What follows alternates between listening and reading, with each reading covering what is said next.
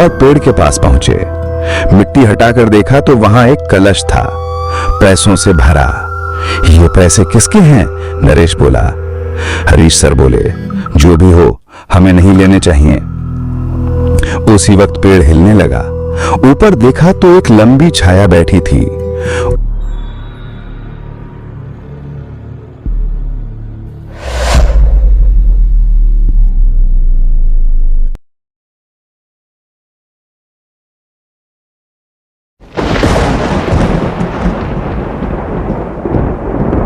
बखगंज गांव की एक बरसात भरी शाम थी।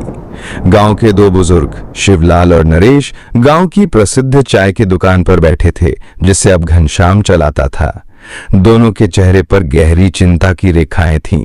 जहां ये लोग रोज 2-3 कप चाय पीते और हंसी मजाक करते, वहां आज किसी ने एक घूंट तक नहीं लिया था। घनश्याम ने पूछा, क्या बात है दद्दा लोग, आज तो चाय ठंडी पड़ी है, मुंह से एक शब्द भी नहीं निकला। इसी बीच गांव के हेडमास्टर हरीश सर छाते को झटकते हुए दुकान पर आ पहुंचे। अरे शिवलाल, नरेश, तुम लोग इतने उदास क्यों हो? तुम्हें तो हमेशा हंसते मुस्कुराते देखा है, आज ये मायूसी क्यों? घनश्याम ने तुरंत जवाब दिया, आइए सर, आपकी अदरक वाली चाय बना रहा हूं। आजकल सरदर्द भी ज्यादा हो रहा है, आपको राहत मिलेगी। और रही बात उदासी की, तो वो हम बताते हैं। शिवलाल बोले, असल में मास्टर साहब, हमारी पूरी जमा पूंजी लगाकर हमने गांव में एक छोटा सा अस्पताल बनाया है, लेकिन क्या? हरीश सर ने बीच में टोका। नरेश ने आगे कहा, लेकिन अब हमारे पास बिस्तर, दवाइयां और बाकी सामान के लिए पैसे नहीं बचे। इमारत खड़ी है लेकिन अस्पताल अधूरा है। हरीश सर कुछ देर शांत रहे, फिर बोले, मेरे पास कुछ पैसे थे, पर वो बेटी की शादी में खर्च हो गए। पर इच्छा नगर में मेरी पुश्तैनी जमीन है, अगर तुम लोग चाहो तो मैं उसे बेच सकता हूं, शायद उससे बिस्तर का इंतजाम हो जाए। तीनों एकटक उनकी ओर देखने लगे। शिवलाल की आंखों में आंसू थे। नरेश बोला, सर, आप अपनी पुश्तैनी जमीन, ये तो बहुत बड़ा त्याग है। हरीश सर मुस्कुराए, अब मेरी सेवा के सिर्फ 1 साल बचे हैं। मैंने ठान लिया है कि रिटायरमेंट के बाद यहीं गांव में रहूंगा, जहां इतना अपनापन मिला है। और ये जो काम है, ये कोई छोटा काम नहीं, पुण्य है ये। अगले दिन सुबह हरीश सर, शिवलाल और नरेश इच्छा नगर के लिए निकल पड़े। जब ट्रेन में बैठे, बारिश तेज हो चुकी थी। बाहर का आसमान बिल्कुल काला था। हवाएं इतनी तेज थीं कि खिड़कियों से पानी अंदर आने लगा।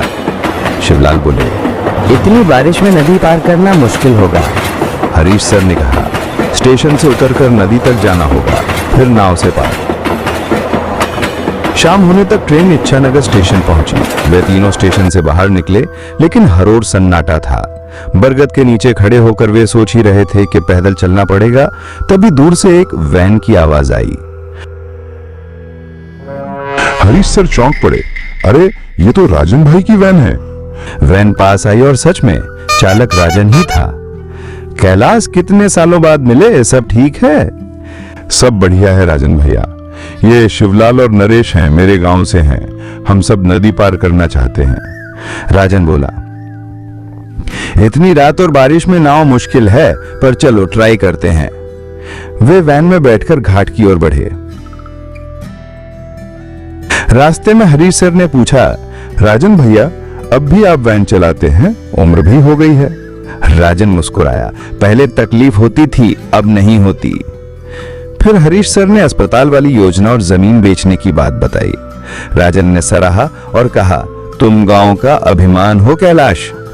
घाट पहुंचने पर उन्होंने देखा कि नावें थीं, लेकिन कोई माझी नहीं।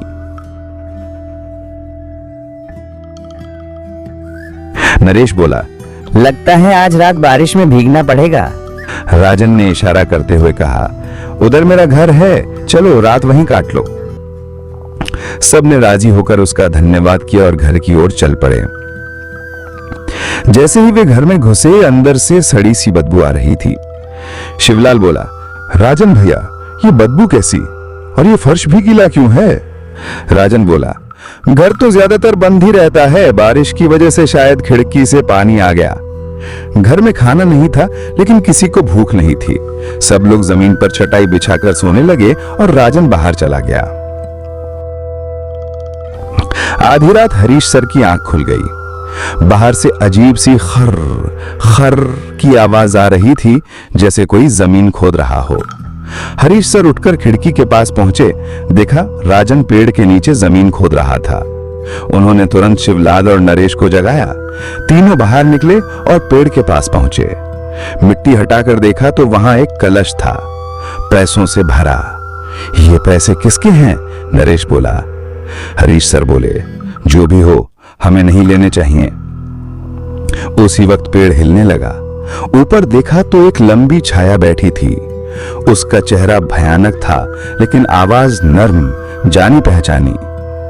डरो मत कैलाश, मैं ही राजन हूं। मैं 1 साल पहले ही मर गया था। एक ट्रेन ने कुचल दिया था। मेरी आत्मा इन पैसों के कारण बंधी हुई थी। मुझे इन पैसों का कोई लालची उत्तराधिकारी नहीं मिला, पर आज तुम्हें पाकर मैं मुक्त हो सकता हूं। तुम्हें जमीन बेचने की जरूरत नहीं। ये पैसे लो और अस्पताल का काम पूरा करो। इतना कहकर राजन की आत्मा हवा में विलीन हो गई। वे तीनों स्तब्ध रह गए। एक भूतिया रात, एक आत्मा का त्याग और एक गांव की उम्मीद का पुनर्जन्म। अगले दिन वे पैसों का कलश लेकर वापस गांव आए। अस्पताल में बिस्तर लगे, इलाज शुरू हुआ और बरसात की उस एक रात ने पूरे गांव की लीर बदल दी।